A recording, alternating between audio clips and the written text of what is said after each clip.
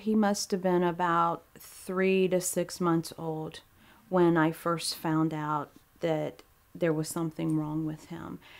And the doctors told me that he would never amount to anything, that I might as well institutionalize him.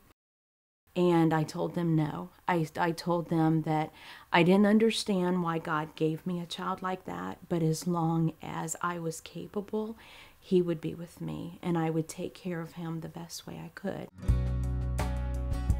We were just about 2 years into our son's autism diagnosis, and we were really in a dark place, I think, as a family. I really do believe that churches don't understand that we're out here. When you're in this situation, you look out and the first thing that flashes through your mind is that there is nobody and nothing out there to try to get you through this.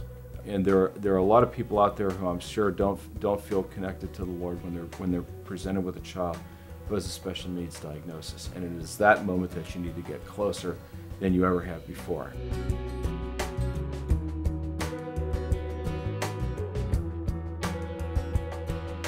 Within the United States, there are 54 million people impacted by disability, and 18 million under the age of 18. So when you talk about mission field, it's 1 in 5 persons impacted by disability, so it's a huge mission field.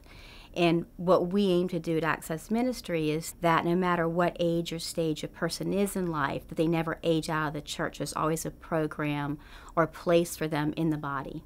It's like any other population. Doesn't matter if it's teenagers or seniors or women's, men's, whatever. Every population, every culture has its own special needs. And I'll never know what those needs are unless I get to know that group of people. And so this ministry is the same in that it enables God's people, throughout the whole church to recognize another part of the population that God really loves in a special way. When we first walked into McLean in 1999, we were made to feel accepted, welcome, and normal. And Our oldest son, as soon as we walked in the church, Steve said, "Mom, Dad, they treat us like we're normal here."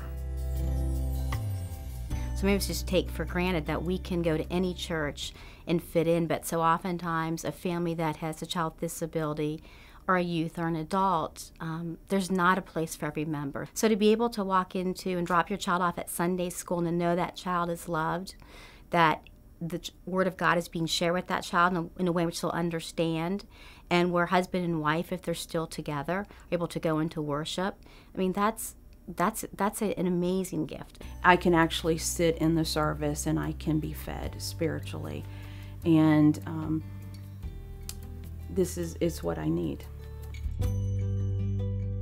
I think that they've figured out that you need to really treat the entire family, not just the child. They love us as much as we love them, and it's touched us. It's made an impact on not only our family, our marriage, work, because your whole day is touched by a community that is thriving to make us better.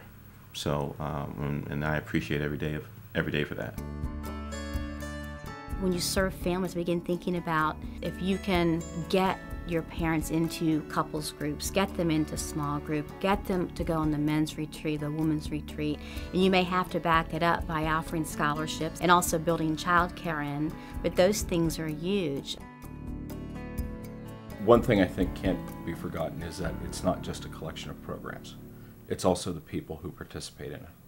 And the people that have participated in this program have been phenomenal. When churches get hung up on should we have doctors or psychologists, professionals on site, it's certainly a nice thing to have, but it's not necessary. If someone has this burden, or they think they might have this burden, all you have to do is talk, pray, ask people if they would be interested, and they'll be surprised at how God brings together a group of people that are saying, we want to give ourselves to this ministry and to start one if we don't have it, or to really build it up if we do have it.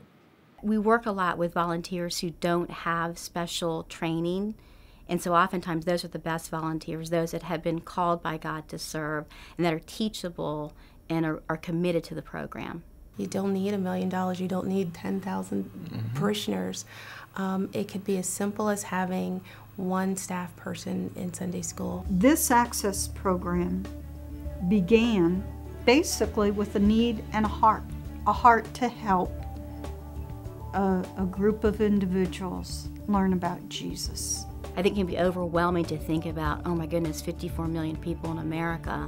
There's 24,000 in our county alone. But if you begin looking at what is the one thing I can do for that family? Do they need a ride? Does individuals need a ride to and from church? Does that person need a buddy in Sunday school? And begin to build the ministry from that.